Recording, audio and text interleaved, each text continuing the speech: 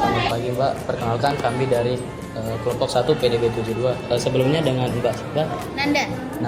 Mbak Nanda di sini kerja sebagai petugas museum. Iya.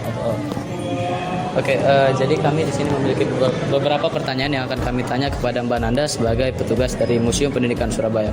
Mungkin pertanyaan kami siapa-siapa saja kalangan yang berkunjung ke perpustakaan ini kalau menurut Mbak sebagai petugas museum?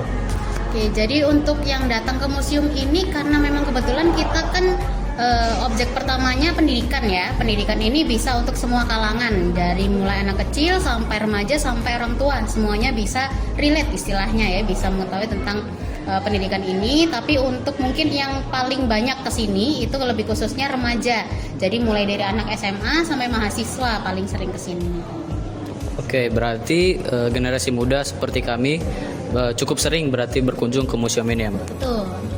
Oke, jadi karena mungkin pertanyaannya sesuai dengan apa yang kami harapkan tadi, mungkin pertanyaan pertama itu menurut Mbak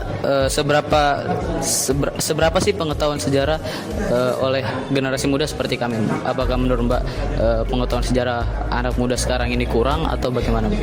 Kalau menurut saya sih, kalau yang sekarang sih karena memang sudah aksesnya sudah sangat mudah ya. Mungkin yang generasi sekarang itu sudah lebih banyak yang mencintai sejarah.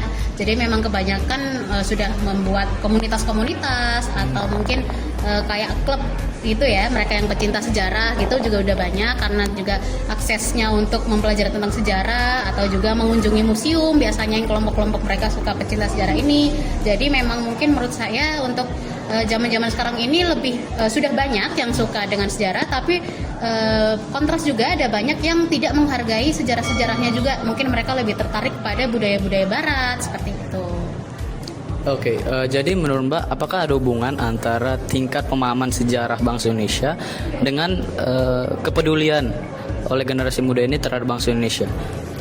Pastinya ada ya, dengan mereka mengetahui tentang sejarah-sejarah Indonesia juga pastinya mereka bisa lebih menghargai tentang jasa-jasa pahlawan, sehingga mereka bisa lebih menghargai mengenai perjuangan-perjuangan para pahlawan dalam memperjuangkan kemerdekaan di Indonesia. Sehingga bagi orang-orang yang mengetahui tentang sejarah pahlawan ini, mereka juga lebih bersyukur kepada keadaan yang sekarang, karena kalau tanpa jasa-jasa para pahlawan dari yang bersejarah ini juga kan kita tidak bisa merasakan kemerdekaan seperti sekarang ini. Tadi juga udah Mbak notice ada beberapa generasi muda yang peduli sama sejarah, tetapi masih ada juga generasi muda yang tampaknya masih kurang peduli dengan sejarah bangsa itu sendiri. Jadi menurut Mbak, kira-kira faktor-faktor apa saja sih mempengaruhi, terus kalau misalnya adanya ketidakpahaman tentang sejarah Indonesia, apa dampak yang dapat terjadi atas kejadian itu? Jadi untuk mungkin faktor-faktornya karena yang pertama mereka lebih suka dengan produk luar dan juga suka tentang budaya-budaya luar ya, yang mana berdampak akhirnya nanti budaya-budaya Indonesia sendiri ini bisa direbut atau juga kita bisa istilahnya dijajah kembali oleh bangsa luar, karena produk dan budayanya kita sendiri ini tidak dihargai di Indonesia ini, sehingga bisa ada kemungkinan budaya kita yang direbut atau bahkan kita dijajah secara perlahan ya, otomatis karena orang-orang lebih menghargai budaya luar atau barang-barang luar, sehingga seharusnya generasi sekarang ini lebih menghargai produk-produk dalam negeri atau produk-produk lokal, sehingga budaya dan juga barang-barang di lokal Indonesia ini bisa lebih berkembang, sehingga Indonesia bisa lebih maju dan tidak akan bisa dijajah kembali oleh bangsa luar.